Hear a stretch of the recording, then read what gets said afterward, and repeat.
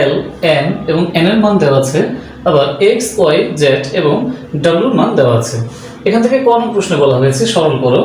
যেহেতু প্রত্যেকটি ভিত্তিগুলো রুট আকারে আছে, তাই আমরা প্রত্যেকটি আর্গুমেন্টগুলোকে রুট দিয়ে স্কোয়ার দিয়ে দিয়েছি। বি এর জায়গায় লিখেছি root B whole square, C এর জায়গায় লিখেছি root C whole square, A এর জায়গায় লিখেছি রুট এ হোল স্কোয়ার। এবার আমরা যে স্কোয়ারগুলো দিয়েছি, স্কোয়ার পাওয়ার থাকলে আমরা জানি যে পাওয়ারগুলো লগারিদম রাশির বাম পাশে চলে আসে। তো টু করে গুণ করলে আমরা 8 পাই। আর লগারিদম রাশি দুইটি রাশি গুণ করলে যদি একটির আর্গুমেন্ট এবং আরেকটির ভিত্তি একই রকম হয়, তাহলে সেই গুণফলটি একটি লগারিদম রাশি হিসেবে থাকে এবং যেটি একরকম হয়েছে সেটি বাদ যায়। আর একটি রাশির ফলে এবং রুট এ ভিত্তি হিসেবে আছে আর রুট সি আর্গুমেন্ট হিসেবে আছে।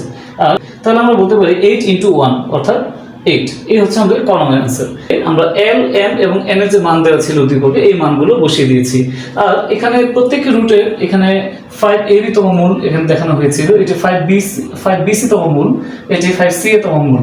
তো আমরা জানি যে এরকম রুটের এখানে যদি n তম মূলের উল্লেখ থাকে, তাহলে এটি পাওয়ার হিসেবে 1/n হিসেবে আছে। আর ভিতরে যে আমাদের এল, এম, এন এর মানগুলো আমরা বসিয়েছি, এখানে প্রতিটিতেই x এর ভগ্নাংশ x to the power a by x to the power b এভাবে আছে। তাই আমরা পরবর্তী লাইনে যেহেতু ভাগাকারে আছে, এটাকে আমরা বিয়োগ হিসেবে লিখেছি। আমরা জানি যেহেতু x এর পাওয়ার a মাইনাস b আবার আরেকটা পাওয়ার 1/5ab এভাবে আছে, তো আমরা পাওয়ার গুণ করে দিয়েছি।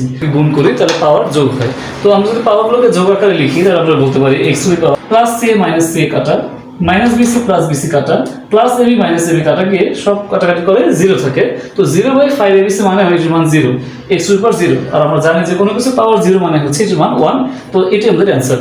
অর্থাৎ আমরা সহজেই লেফট হ্যান্ড সাইড লিখে লেফট হ্যান্ড সাইডে যে রাশি রয়েছিল ভগ্নাংশে সেটি লিখেছি। এবারে আমরা প্রত্যেকটি জায়গায় x, y এবং z এর মানগুলো বসিয়ে দিয়েছি।